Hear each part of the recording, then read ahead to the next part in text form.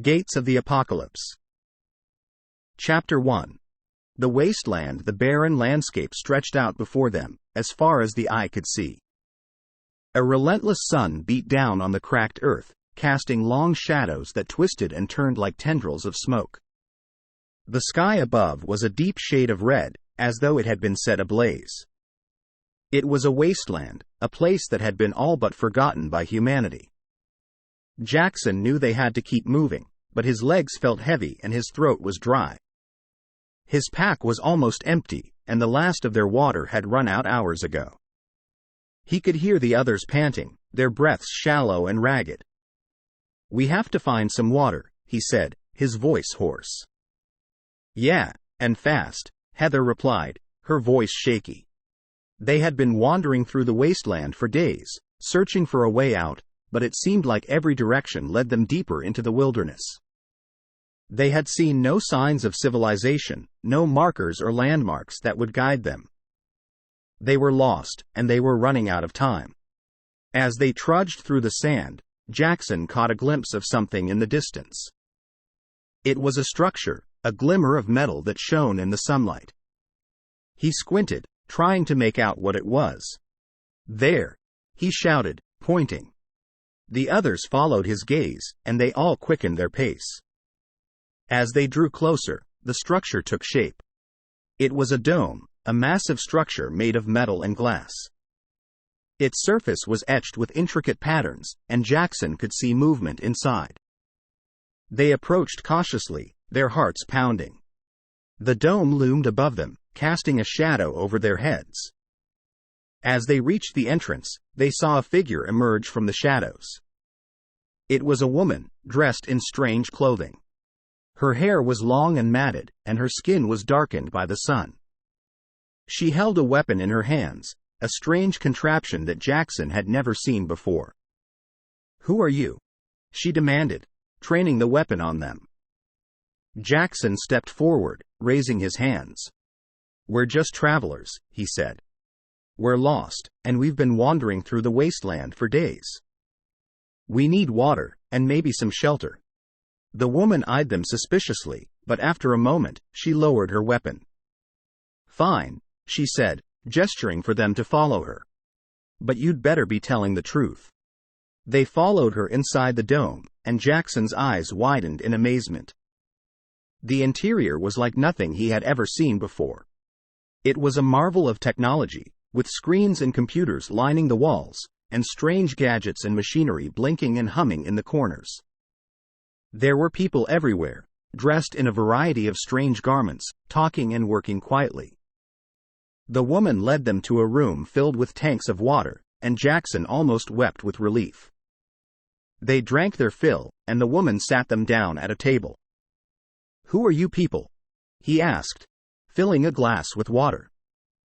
"We're survivors," she said, her eyes downcast. "We've been living here for years, trying to eke out a living in this wasteland. We've been cut off from the rest of humanity, alone with our machines and our memories." Jackson listened as she spoke, his mind reeling. They had stumbled upon a hidden outpost, a group of people who had retreated from the chaos outside and built a new way of life. It was a stunning discovery, and he knew they had to stay and learn more. But as they settled in, Jackson began to notice that something was wrong. The people seemed tense, as though they were hiding something. The woman who had let them in refused to answer any of his questions, and the others were suspicious of their presence. As the night wore on, Jackson began to uncover the horrifying truth about the dome. There was a reason why they had built it, a reason why they had cut themselves off from the outside world. And now, Jackson and his companions were trapped inside, caught up in a dangerous game of survival. The wasteland had claimed them, and there was no hope of escape. Chapter 2. The corporation. Jackson could feel his heart pounding in his chest as he looked around the small room. He and his companions were trapped in the dome, surrounded by machines and people who seemed to be hiding something. They had stumbled upon a hidden outpost in the wasteland, but now that they were there, they were beginning to feel like they were in grave danger. They had spent a restless night in the dome, unsure of what was happening outside its walls. In the morning, Jackson and his companions were taken to a central room, where they found themselves facing a group of people in sleek black suits. They looked like they were from the corporation. The corporation was a powerful entity that had risen to prominence in the wake of the destruction that had ravaged the world. They were a secretive organization, with ties to governments and military forces across the globe. Their mission was to rebuild society, to create a new world order that would be stronger and more efficient than anything that had come before. Jackson had heard rumors of the corporation, but he had never seen them in person. Now, as he studied their faces, he could see that they were not to be trifled with. They seemed cold and calculating, like they had no empathy for the people they were supposed to be helping. The leader of the group stepped forward, his eyes piercing. "My name is Marcus," he said, his voice smooth and controlled. "I am the head of the corporation. And you, my friends, are trespassing on our territory." Jackson tried to speak, but his throat was dry. "We didn't know this was your territory," he managed to say. Marcus smiled icily. "Ignorance is not an excuse," he said. "But we are not without mercy. We will allow you to leave unharmed, on one condition." "What condition?" Heather asked, her eyes narrowed. "You must give us something in exchange," Marcus said. "Something of value." "Like what?" Jackson asked, his mind racing. "A piece of technology," Marcus said. "Something that can be used to further our goals. And in exchange, we will let you leave unharmed." Jackson looked at his companions, unsure of what to do. They had nothing of value except their survival skills, and he doubted that the corporation would be interested in that. But they were trapped, with no other options. He realized that they had walked into a trap. "We don't have anything to offer you," he said, defeated. Marcus looked at him for a moment, his eyes unreadable. Then he sighed. "Very well," he said. "But know this. If we ever catch you again on our territory, we will not be so forgiving." With that, the group of men in suits filed out of the room, leaving Jackson and his companions alone. They returned to their quarters, feeling defeated and helpless. It was then that Jackson remembered something. In his pack, he had a small device that he had found in the Wasteland. He had been saving it, unsure of what to do with it, but now he knew. It was a piece of advanced technology, and it might be just what the corporation was looking for. He gathered his companions, and they set off to find Marcus and his group. They approached them timidly, unsure of what the response would be. But Marcus took one look at the device in Jackson's hands, and his eyes widened. "This is exactly what we need," he said, taking the device from Jackson. "You have done us a great service today, my friend." With that, the group left, and Jackson and his companions were free to go. But as they left the dome, they could not shake the feeling that they were being watched, that the corporation was always one step ahead of them. They had escaped, but they knew that they were not out of danger yet. The corporation was powerful, and they had resources that Jackson could not imagine. They would have to be careful, and they would have to find a way to stay one step ahead. But for now, they were free, and that was all that mattered. Chapter 3. The Betrayal. Jackson and his companions had been wandering through the wasteland for weeks, searching for food and water where they could find it. They had been moving eastward, hoping to find a settlement or a city where they could rest and resupply. But so far, they had found nothing. One afternoon, they came across a small village nestled in the shadow of a massive cliff. It was an isolated place, with a few huts and a handful of people milling around. They approached cautiously, not wanting to startle anyone. It turned out that the village was more than just a collection of huts. It was a community, a tight-knit group of people who had banded together for survival. They welcomed Jackson and his companions with open arms, offering them food and water and a place to rest. The group settled in, spending a few days in the village. They helped with the daily chores, performing menial tasks and lending a hand wherever they could. They felt safe and secure, surrounded by friendly people who seemed to genuinely care about them. But one night, something changed. Jackson woke up to the sound of shouting and screaming, and he hurried out of his hut to see what was happening. What he saw chilled him to the bone. The village was under attack. A group of men had stormed the perimeter, wielding guns and knives. They were fierce and ruthless, mowing down the villagers without mercy. Jackson could see that they were well organized, almost as though they had been planning this attack for a long time. He grabbed his own weapon and darted towards the fray, hoping to help his new friends. But as he neared the fighting, he realized something that made his heart sink. The attackers were not strangers. They were people from the village itself, people who had been living and working alongside them for days. They had betrayed them, sold them out to their enemies for some kind of gain. Jackson felt fury welling up inside of him as he battled with the traitorous villagers. They were clearly outnumbered, and they would have lost the fight if it had not been for some unexpected help.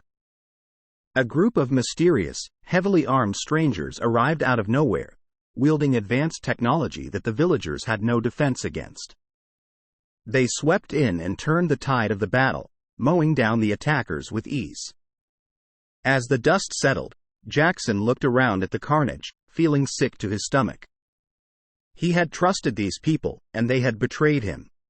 They had worked together, sharing food and supplies, building a community based on trust and mutual respect. But in the end, it had all been for nothing. The strangers approached Jackson and his companions, looking calm and collected despite the chaos around them. They were dressed in sleek black suits, and they moved with purpose. "We came to help," the leader said, surveying the damage. "But it seems like we were too late." Jackson looked at him, unsure of what to say. "Who are you?" he asked. "We're a team from the corporation," the leader said, his eyes scanning the village. "We were dispatched to take care of a problem." "What kind of problem?" Heather asked, her voice shaking. The leader looked at her for a moment, then turned to face Jackson. "Your group has been identified as a potential threat to the corporation's operations," he said. "We were sent to eliminate you." Jackson felt his blood run cold. "Why?"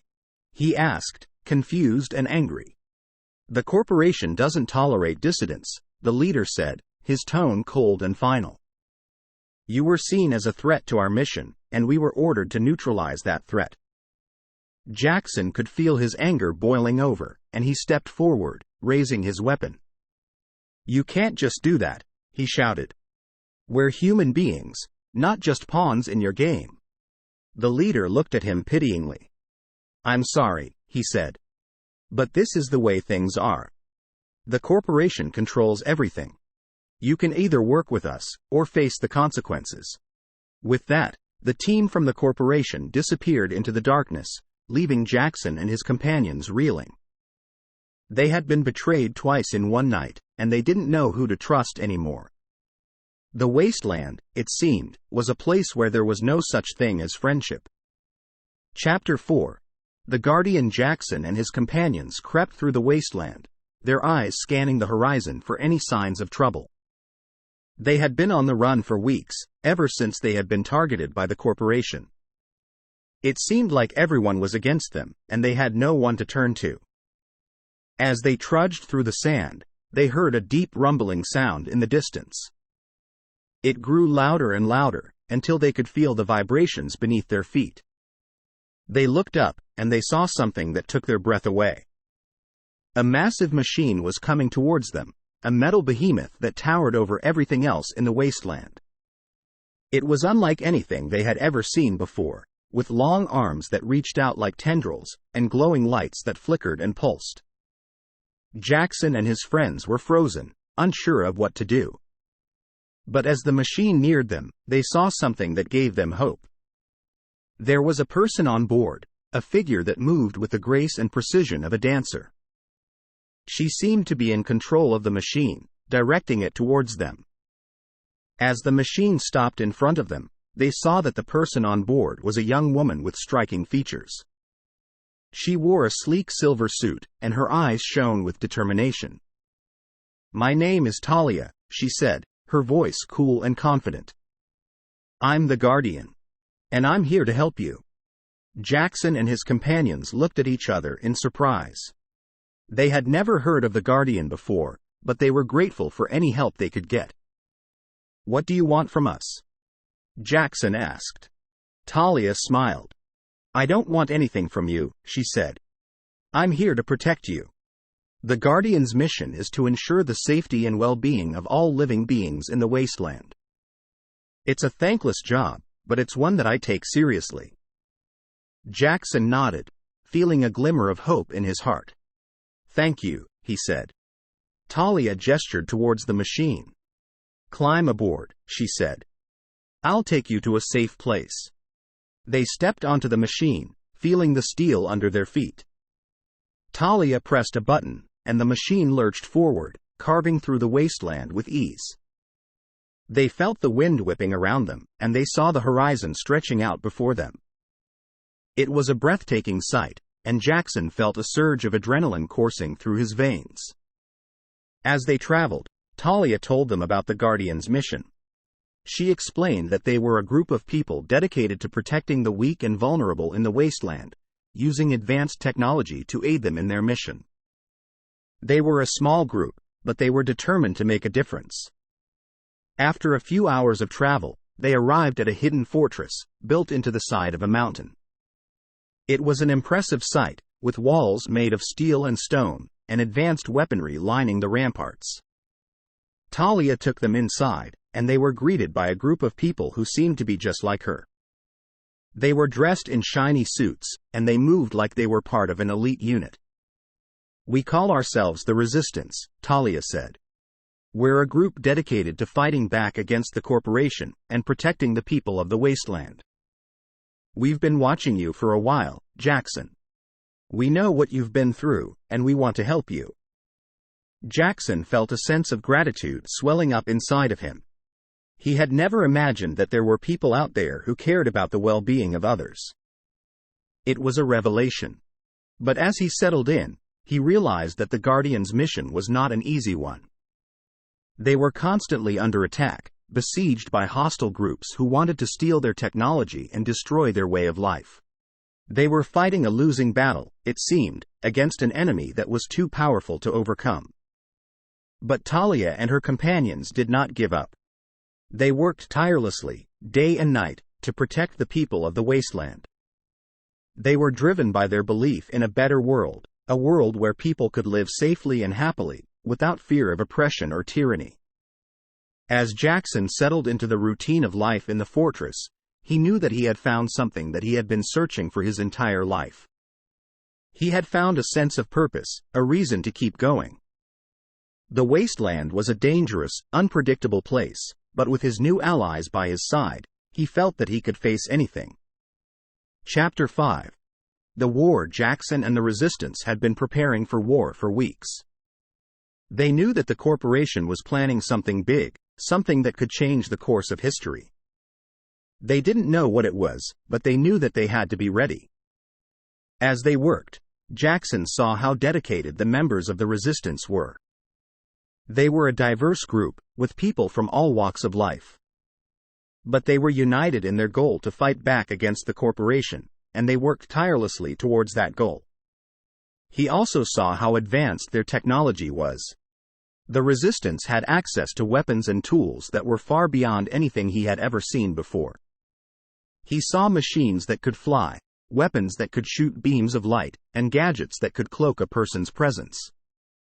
But even with all of their preparations, Jackson knew that war was never easy. They were facing a powerful, well-funded entity, with resources that the Resistance could only dream of. But they were determined, and they believed in their cause. The first sign of the war came in the form of an attack on one of the Resistance's bases. Jackson was on patrol with a small group when they saw a squadron of corporation troops descending upon them. They were heavily armed, with tanks and helicopters and advanced weaponry. The Resistance fought back, using their own technology to even the odds. But they were outnumbered, and it soon became clear that they were going to lose the battle. Jackson saw his friends falling all around him, cut down by the corporation's superior firepower.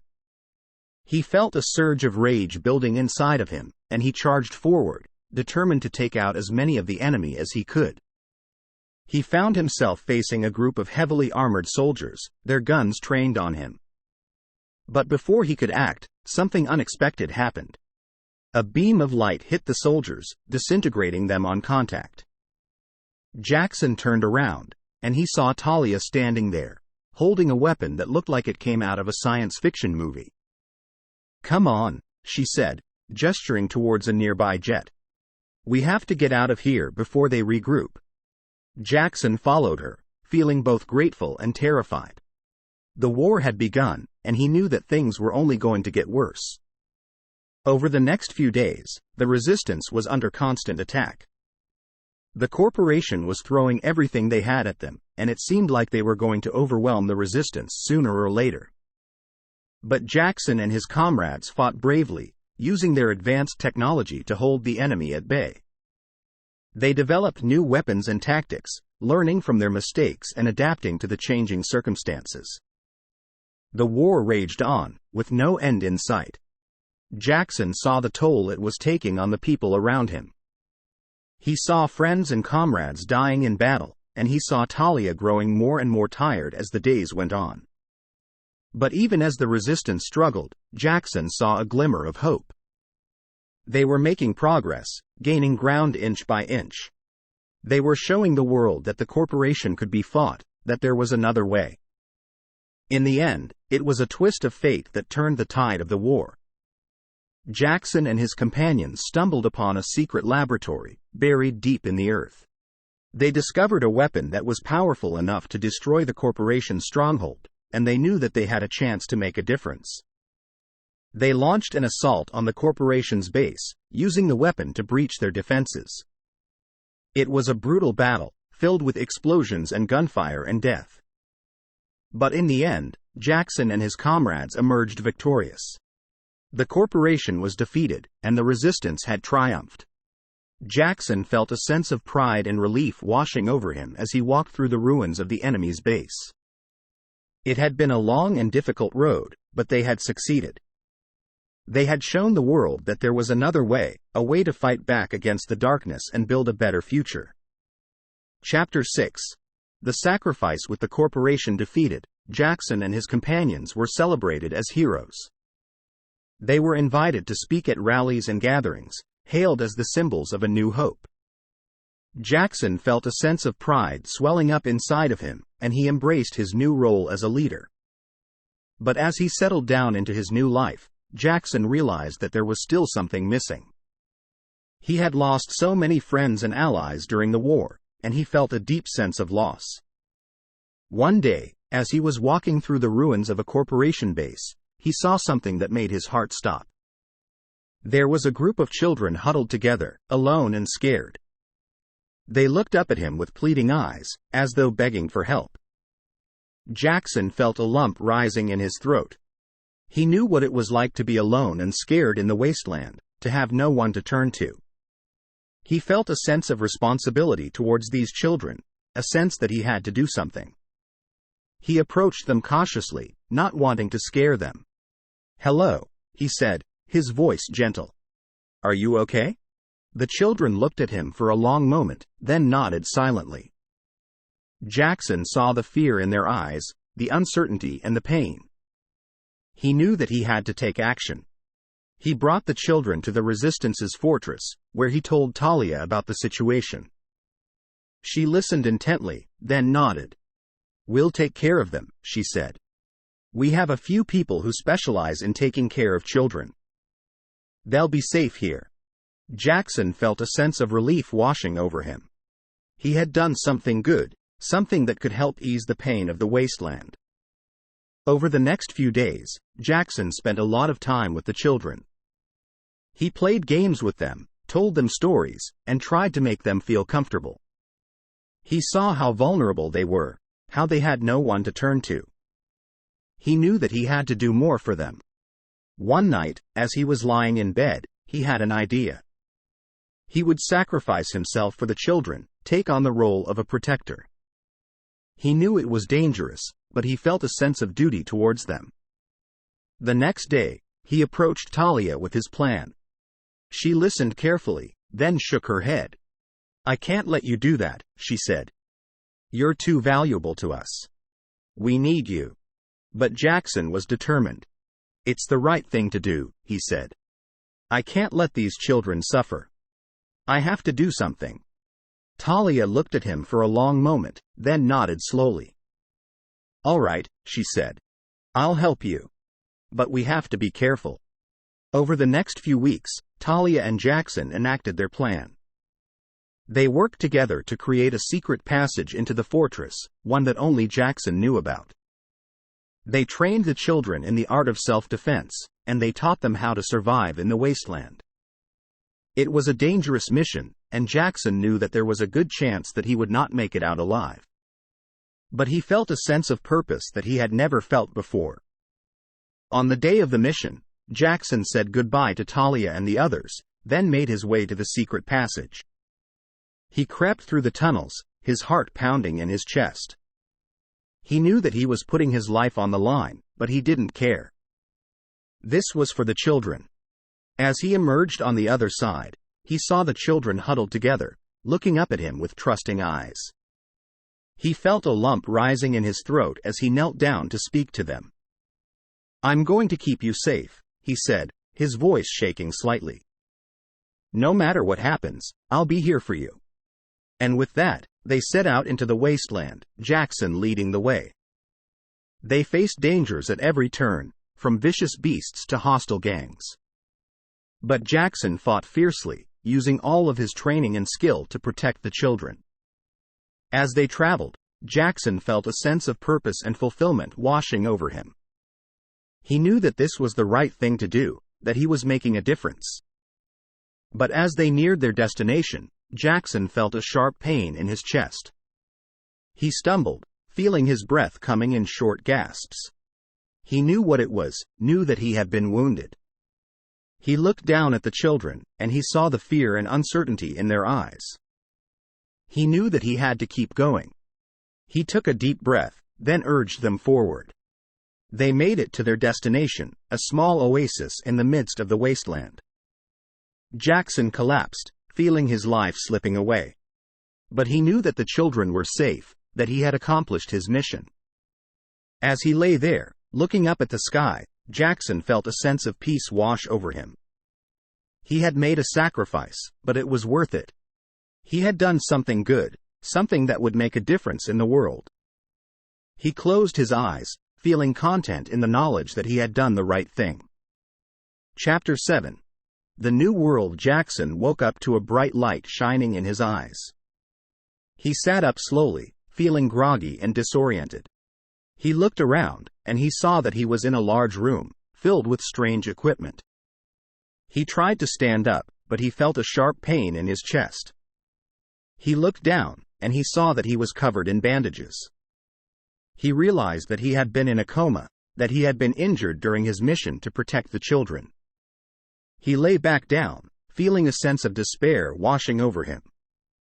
He knew that he had done something good, but he wondered if it was worth it. He had made a sacrifice, but at what cost? As he lay there, he heard a soft voice calling his name. He looked up, and he saw Talia standing there, looking at him with a mix of concern and relief. "You're awake," she said, smiling gently. "How do you feel?" Jackson tried to speak, but his throat was dry. "What happened?" he managed to croak out. "You were injured," Talia said. "But you're going to be okay. We've been taking care of you for the past few weeks."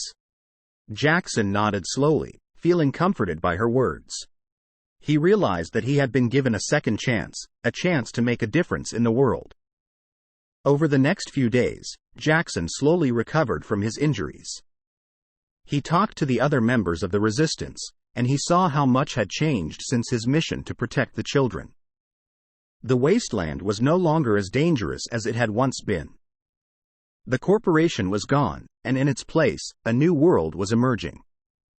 It was a world of hope and possibility, of people working together to build a better future.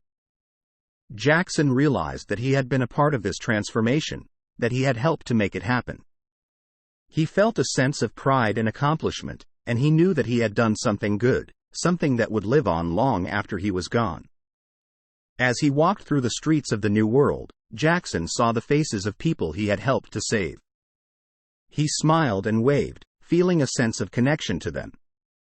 He knew that he was part of something larger than himself, that he was helping to build a new world.